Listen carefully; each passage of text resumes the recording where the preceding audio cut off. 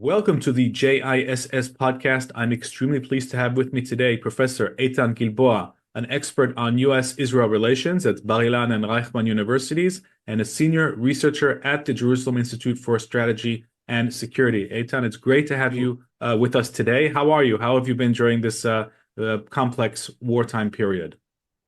I'm spending much time in my shelter, but otherwise I'm okay. Okay, well, good to hear. And Eytan, I think we're picking up this conversation during a very interesting moment in American decision making, and by default and by extension, Israeli decision making, which of course is running parallel here. I myself have been very preoccupied with the military dimensions of this conflict, and there are historic achievements here for the Israeli Air Force, the intelligence community, really just historic accomplishments.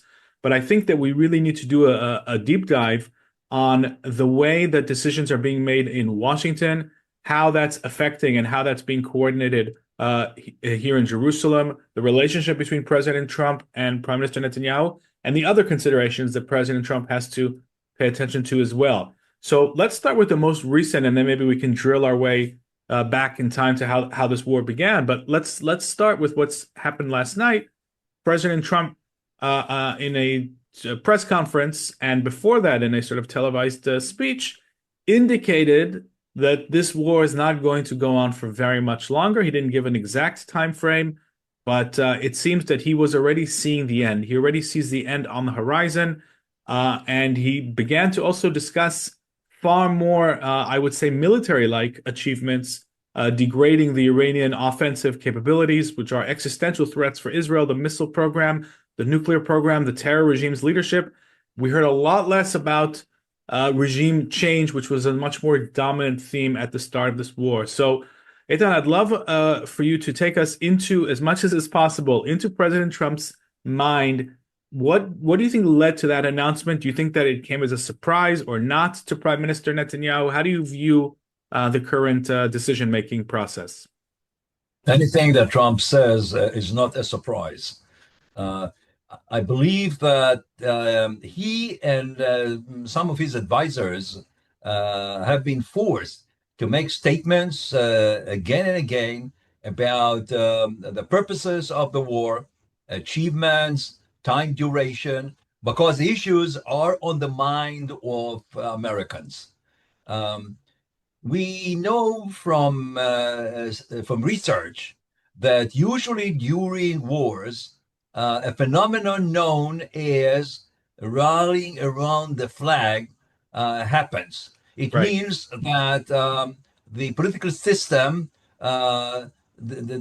ends domestic feuds. They don't argue anymore about domestic issues. There is much consensus behind the leader going to war. Right. And this happened for U.S. wars since the Second World War, through the Korean Vietnam Wars, even during the 21st century wars. Say, there was much consensus in the United States going to war against Afghanistan and against Iraq before they got complicated and endless. Right. We have not seen this phenomenon this time. And the reasons for that, I believe, are, first of all, the tremendous political differences in polarization between the Democrats and the Republicans, Hmm. and the forthcoming midterm elections in November 2026. So we have seen very strong statements against the war coming from Kamala Harris, Yep. a potential candidate for 2028, Gavin Newsom, the governor of California, and some others, even middle road Democrats have been criticizing Trump. They are using like strategic terms such, oh, we don't know what the goals of the war are, or we are not so sure that if the goals are right. President Trump has then, first of all, to deal with the lack of consensus in American politics. The public is divided about the war, but I checked public opinion surveys, and 80 some percent of the Republicans are for, 80% or so of the Democrats are against. Yeah. This again supports my argument that the rallying around the flag has not happened here. Hmm. And so this is a constraint. This is a problem for that Trump has to deal with. Secondly, opposition to the war also came from his own base, from the MAGA people and Make America First again. They are saying, "Oh, you promised us an era of peace. You said you want to end war, not to start wars, and you want a Nobel Peace Prize. So how come this attack on Iran is compatible with your promises? The So more, the more. if there are 80% Republicans, according to polling, who support the war, does that mean that the isolationist MAGA wing is smaller than we originally thought? I believe so, based on polls, and I think this is the reason Trump confronted Tucker Carlson and said, "You got nuts.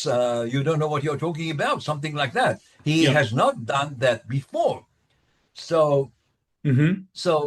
if we look at the political scene, we see that Trump has to take it into consideration. And so this means that he had to clarify better what the goals are, and therefore achievements as well as duration. So in terms of achievements, you were quite right. Yes, Trump yesterday and also during the last week or so, he talked about achievements. He talked about the destruction of the Iranian Navy, Air Force, air missile, what is surface to air missiles, Yep.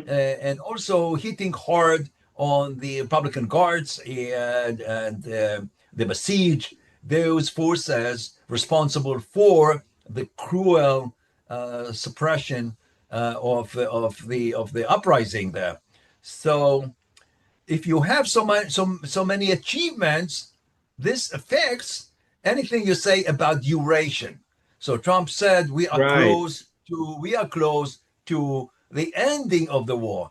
Uh, Pete Hegseth, the Secretary of War, uh, is doing a much better job in explaining to the American public and to the opposition what the purposes of the war are and what it means for achievements and duration. He was for many years a commentator, a defense commentator on CNN, so he is doing a On good job. Fox News. I would also that Caroline Levitt is also better explaining. I would advise Trump just to read things that perhaps other people write for him, and not talking to reporters like from the bottom of his intuitively. That's not Right. that's I don't think this is a good idea. So Pete Hegseth said, he was asked, "What is the purpose of the war?" He said, "Victory." Trump also is using that kind of language, victory. Okay, what does it mean, victory? Hegseth said, "We need to end the military capability of Iran, Yes. both equipment and people." This is also a little bit elusive, yet you can measure it. This is why the language of achievements refers primarily to what kind of military capabilities are being destroyed or eliminated. Right. Uh, uh, so, okay, next question. Okay, so I think that that's a very good explanation of the evolution of the messaging here.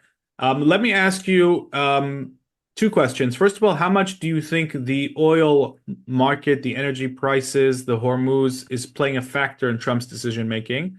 And second of all, and this is a separate question, uh, How do you think this is being perceived by Prime Minister Netanyahu? I will just preface this second part of the question by saying that in my view, Prime Minister Netanyahu's ability to coordinate this operation with President Trump is an enormous achievement for Israeli security, cannot be taken for granted, cannot be trivialized. And that doesn't exclude the possibility that he may have wanted to go on for longer, but maybe not. Maybe he himself is also comfortable with a shortened time frame. I really don't know. So I'd love to get your take on that. First, I believe that coordination between the United States and Israel before and during this war is unprecedented. Never happened before. And the two sides had many opportunities during the last 10 years to accomplish a much better cooperation. We know that American forces, together with Israeli forces, especially Air Force, have been conducting drills every year. Every year, there were exercises. Sometimes other military units were added, say, from the Gulf states or from Cyprus and Greece.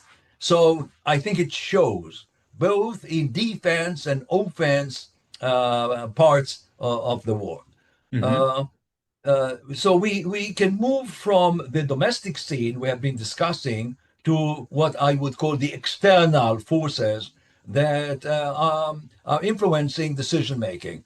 And obviously, the Persian Gulf countries or the Arab Gulf countries have been exposed to Iranian military attacks.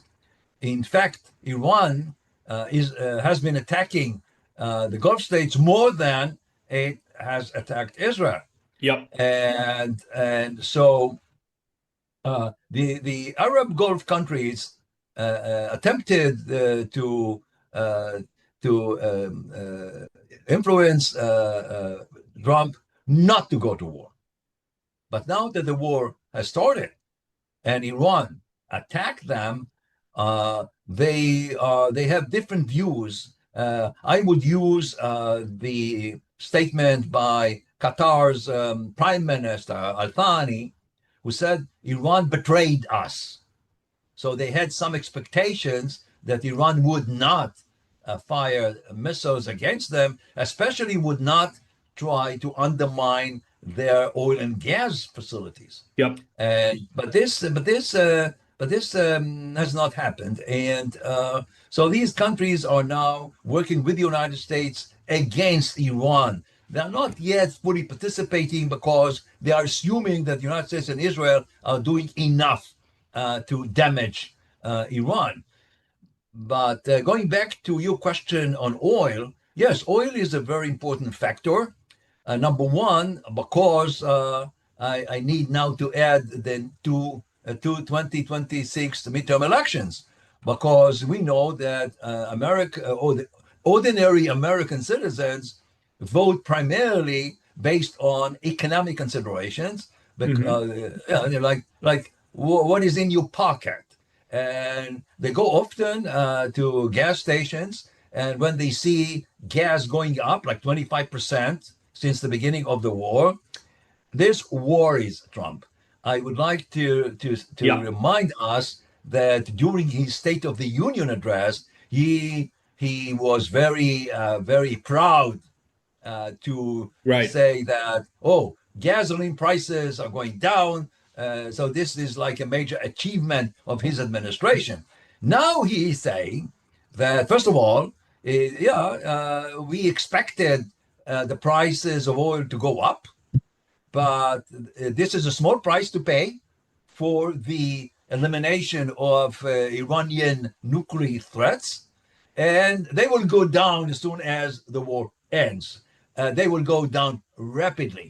I'm not so sure this is really convincing for ordinary American citizens, but we saw just the other day that when he made the statement about perhaps ending the war soon, that the prices of oil went down Yeah. rapidly, sharply, and the stock market which is also important for him, went up. So I think it's a factor, but he thinks he can control it, and he said, "I'm prepared even to use force against the closure of the Straits of Hormuz, because this is the main reason for the shortages." Right, of Because course. you know, He even usually, he even inserted a very interesting equation in which he told the Iranian regime, if you fire, not that they have so many ways of doing that now with so many of their ships underwater, but they still have surface to sea missiles. So if they harass or fire ships, oil containers bringing energy through the Hormuz Straits, he said the target will be Iran's power infrastructure, power grid, creating a very clear equation for the disengagement, which, is already, giving us, I think, a signal because he's saying, here's how this is going to end. And so you already brought up the Gulf countries. I was going to ask you about that. It seems that the Iranian strategy, and I've been arguing for 10 days that this is not a strategy of lunatics, even though, of course, this is a jihadist and very dangerous fundamentalist regime, but the strategy of firing and terrorizing the Gulf Arab countries in order to produce a panicked anti-war lobby that will then go to Washington and plead with President Trump to stop. That is actually an evil and smart, I think, a play, even though it's incredibly destructive for the Iranian regime in the long term, but they are prioritizing their survival. I think it's very calculated what they're doing. The question is, do you think it's working for them? it's not working. It has backfired. And even I can use Pazakhian, the Hmm. president of Iran, who does not have much power, but he apologized for firing at those countries, and he promised not to do it again. But the problem is that he is not in control. The Right. Republican guards immediately, as he was speaking, fired missiles to the Gulf states. So I think that it backfired because the Gulf states now better understand the kind of threat that Iran Okay, represents. so it's Okay. not working, and you don't think that you don't think that there is pressure from Gulf countries, even if it's behind the scenes, for Trump to bring the war to a closure sooner rather than later. The pressure is not happening. Even if they say so, I don't think that they mean so, because they Okay. think, like Israel and perhaps other countries, they believe this is a golden opportunity to get rid once and for all from this evil regime. And obviously, the opportunity emerged as a result of the demonstrations, the huge demonstrations against the regime and the killing of 32,000 demonstrators, which weakened the regime. Also, the June 12-day war also weakened Yeah. the regime. So I think the predominant thinking, strategic thinking in the Gulf states as well as in other places is that this time should be used to knock out the regime, or at least to make it a powerless Yeah. state Hmm. that Hmm. would not be able to challenge and spread terrorism and violence and threaten the Gulf states and other parts of the Middle East. Okay. Very, very interesting analysis. Now, let me come back to Prime Minister Netanyahu and the coordination with President Trump. We have heard time and again in the media, both here and in the United States, that there's a tear in relations, that President Trump has, quote unquote, thrown Netanyahu under the bus. Every time that these reports have surfaced, they have been proven to be demonstrably false, completely false by events. When we see the closest coordination, not only military, as you accurately noted, which is unprecedented, but also at the political level, at the very highest level. So my question, and this is something that I'm very curious about, is when Trump appears before the world yesterday and says this is going to be over sooner rather than later, do you think that Prime Minister Netanyahu would have known about this? And how do you think he feels about this? Do you think he sees it as an acceptable outcome? Is this something he factored in, or would he be disappointed by this? Okay, this depends on the ability of Trump to sustain the military effort in view of all the domestic and external constraints that we have been discussing. Uh, Trump is capable of stating tomorrow or a day after tomorrow that the United States won the war and has achieved all of its goals, and therefore, if it is for the Iranian people, as he said several times, to topple the government. He said, I'm not interested, and I cannot do it. It's up to the Iranian people. You correctly said at the beginning that they were hinting at a regime change, and this has changed. And they moved to define this goal as preparing conditions or Hmm. achieving conditions, favorable conditions to the opposition, to the people who would have liked to remove the Islamic regime. So Trump may say, we have achieved that. There are conditions now for the Iranian people to topple the regime, even though it may not be true. But he is capable of doing it. And then Israel has a narrow choice. But Netanyahu can say, yes, I agree with you, and we are going to stop the war as well. Or he can Hmm. say, oh, we have other interests which have the war so far has not yet accomplished, and we are going to continue. And there's a question here to what extent Trump would say in return, okay, I'm ending the war. You want to continue? Okay. Or he could say, well, it's not good. And I don't think you should continue. Now, he did that Right. at the earlier June war Right. because he said he declared a ceasefire, and then Iran violated the ceasefire, attacked Rehovot. It was a major attack, a major missile destruction there. Netanyahu, in return, sent, I don't know, 50 combat aircraft, and Trump said, "Oh, you bring them back." So he did it already once, and he could do it again. But I think that there is a very good understanding and coordination, first of all, at the political level between Netanyahu himself and Trump. And I would like to add to the equation of policymaking that the Hmm. personalities Hmm. in this case are very influential. So Trump thinks about himself and about his legacy, because this is going to affect his legacy during his second term. Netanyahu is also thinking about the elections in Israel 2026. So personalities are playing a role. Uh, and also, I would say that at the military level, the coordination has been the best. And it's quite interesting to note the two highest military commanders in the area, American commanders.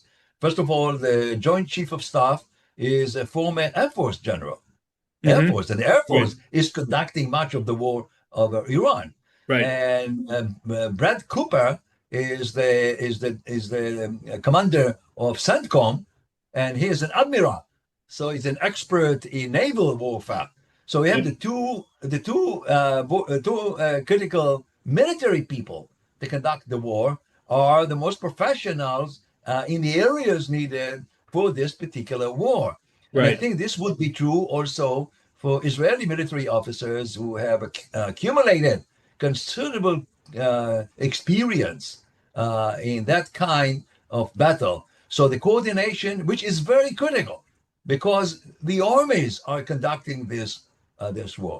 So Yes. I'm hopeful that coordination between the two armies, especially on defense, will continue even if Trump were to say tomorrow or this week that from his perspective the war ends.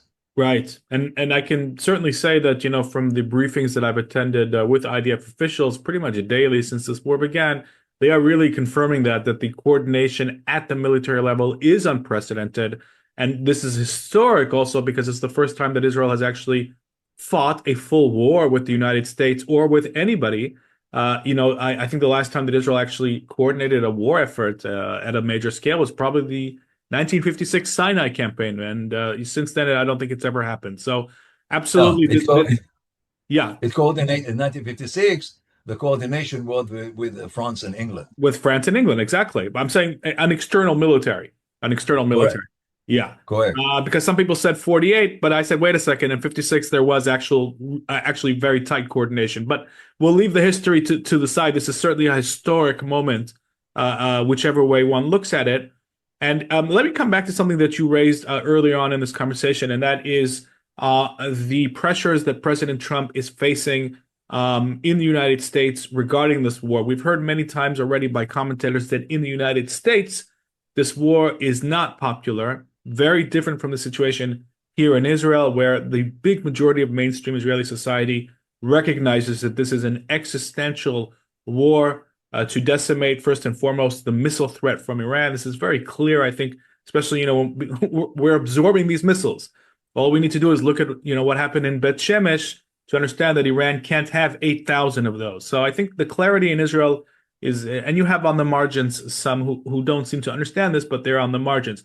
In the United States, it seems to be a different picture. You gave interesting figures. And, there are also discussions about, is this the new American sort of interventionism? We're not talking about nation building. We're not talking about large ground maneuvers. Those are they are failed initiatives from earlier wars in this century, the Iraq War, even Afghanistan. This is standoff fire, very, very massive amounts of it. This is, as you said, the Air Force, the Navy. Do you think that this is a model for acceptable military intervention? When I say acceptable, I mean from the perspective of American society? Or is this too much in the new sort of political climate of the United States where you have isolationists in the progressive wing, isolationists in the right wing? Is this even this level too much for them, do you think, going forward? Is this a sustainable level of American military intervention in your view in the long run, in the post-Trump era even? I'm not so sure. This is very difficult to forecast.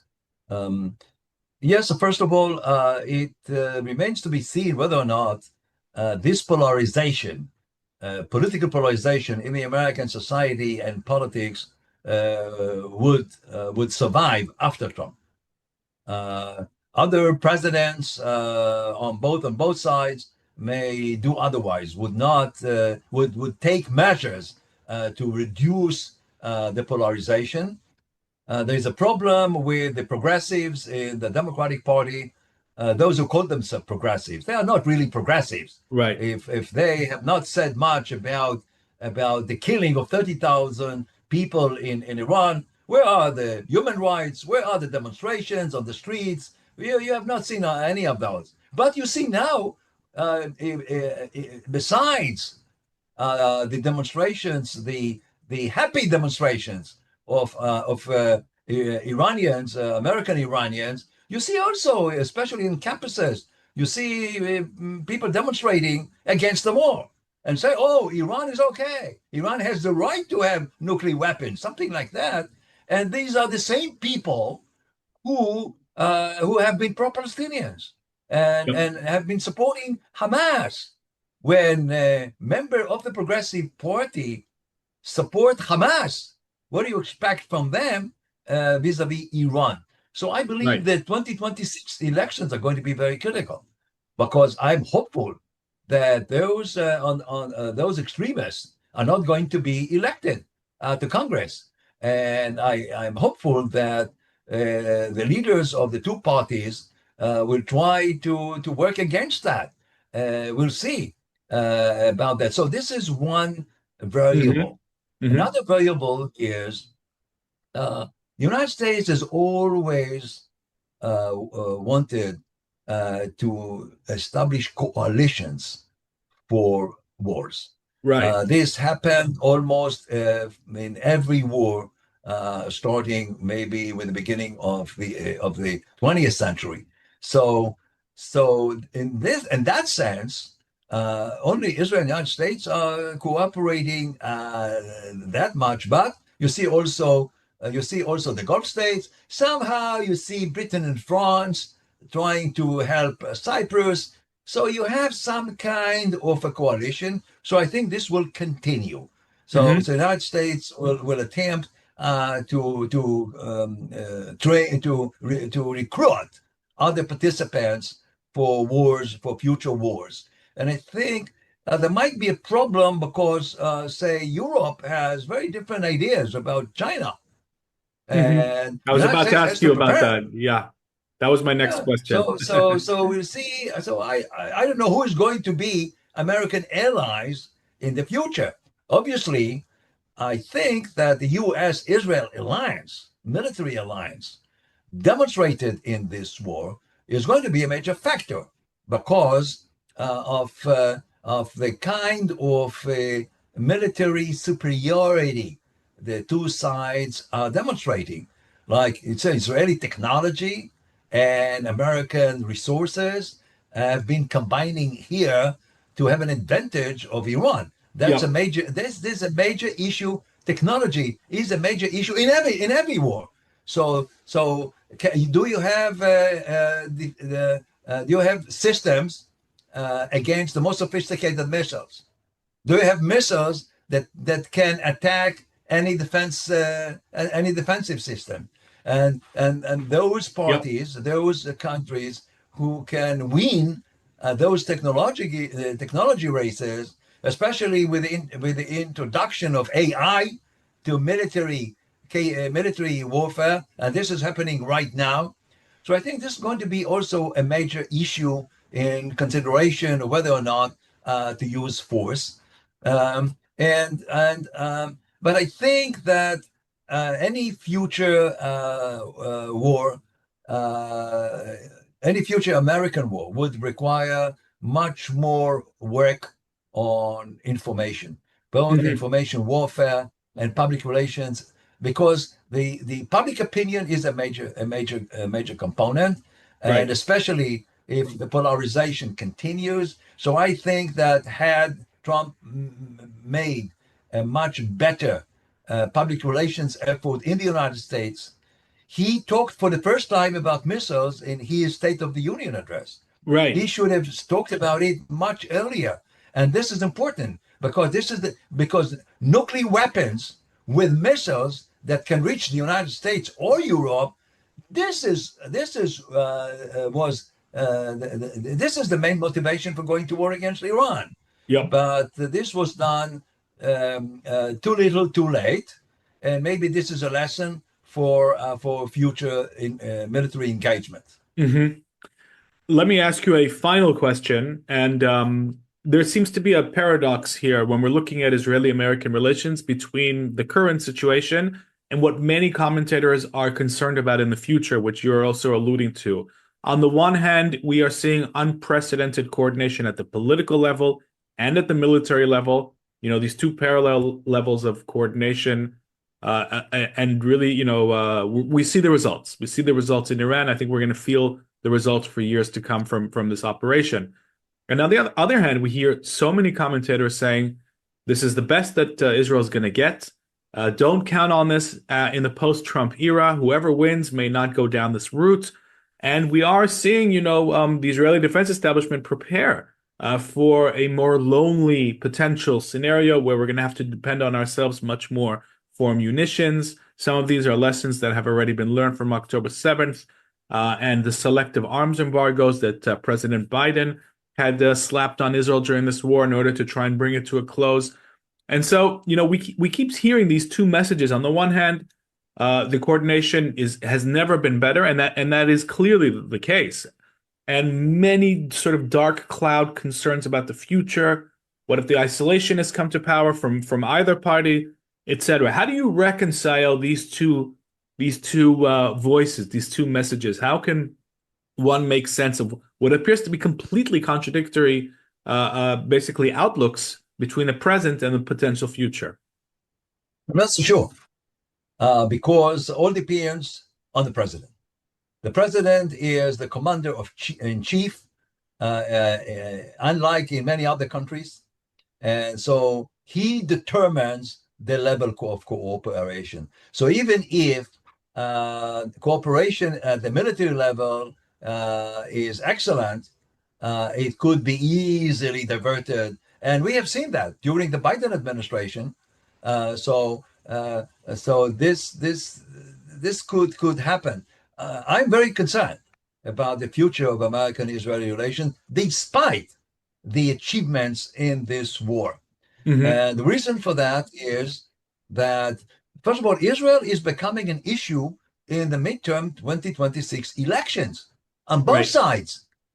On the side of the Democrats, Democratic candidates are being asked, do you think that Israel commits genocide in Gaza? Never happened before. Or are you prepared to vote against military aid to Israel? Never happened before. Right. And on the right, you can see those candidates. Although Trump is trying to suppress it by saying, "Okay, if you are such a person, I'm going to support your candidate," and he's supporting certain candidates that subscribe to his views about diplomatic and military relations with Israel. So I consider the 2026 elections to be critical not only for Trump, because if he were to use the House of Representatives or the Senate, the remaining 2 years of his presidency are going to be miserable to him. He would be a lame duck president from day one Mm-hmm. of a new Congress. And if progressive representatives would be elected to the Congress and senators, and on their right, some anti-Semitic people and very extreme isolationists are going to be elected, then obviously there's going to be a major shift in congressional relations. Another thing is this: Congress reflects public opinion. And Mm-hmm. I've written a few books about this issue. And I've measured public opinion since 1945. 45. And I am very disturbed by trends that are emerging from this war. We see for the first time that we see that polarization in opinions. Again, we see much more support among Republicans, much less support, not less support. Democrats are supporting the Palestinians more than they support Israel. Right. Never happened before. Never Mm-hmm. happened before. And so you see, Democrats, even those who are not necessarily lunatics, like Mamdani and Elizabeth Warren and so some others, Yep. uh, you see that, and Congress has to approve any foreign military aid. We have spoken about it before, and I think this is a huge mistake to look at American aid to Israel. This is not aid. This is collaboration. Israel gives to the United States a lot in return for that, and I think aid should be removed from the language. But still, Congress has to approve any cent an American president wants to spend. Right. So we see that Israel is becoming a negative issue in elections. So if public opinion persists in holding negative views toward Israel, and I'm very much concerned, especially about young people. We see a lot of criticism of Israel among young people, especially those who go to campuses and are being poisoned by irresponsible professors who are abusing their role as educators. Yep. So you see, even among young Jewish voters, young evangelicals, even you see much less support. These are going to be the next congressman the next senior officials in government. I know because I teach every year in the United States. I see them.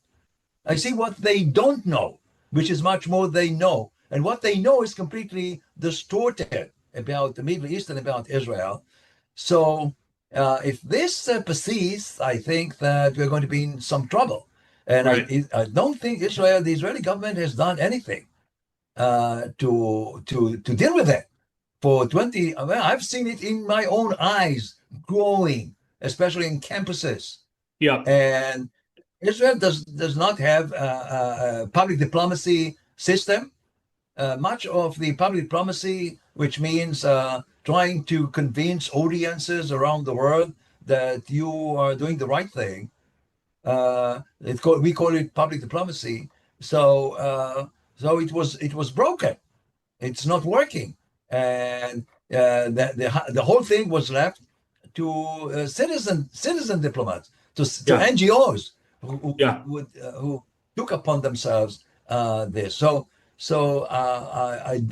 I think that if Israel and the American Jewish community, if they do not cooperate to deal with the threats to American-Israeli cooperation, then we are going to be in big trouble. And I have much complaints. I've many complaints about the Israeli government, but in the same way, I have many complaints about the American Jewish community, who were talking for years only about right anti-Semitism. They completely ignored anti-Semitism in the left, which is much worse because it is dressed as professional human rights things Sure. and much more poisonous. Only Charlie Crick he understood that, and he worked against it in MAGA, you know, in the American in Trump's base. But we don't have too many people like him, and so I think the two sides will have to do much work to preserve the highest level ever of cooperation at the military and political levels as demonstrated in this war. I think that's a very important warning, and I hope that this is going to be heard and seen by many people around the world, including both the members of the public and decision makers. And I hope that they take what you say to heart because I think it's critical. Professor Eytan Gilboa, thank you so much for joining this JISS podcast. Very much appreciate your insights and your time, and I hope that we will have you back sooner rather than later.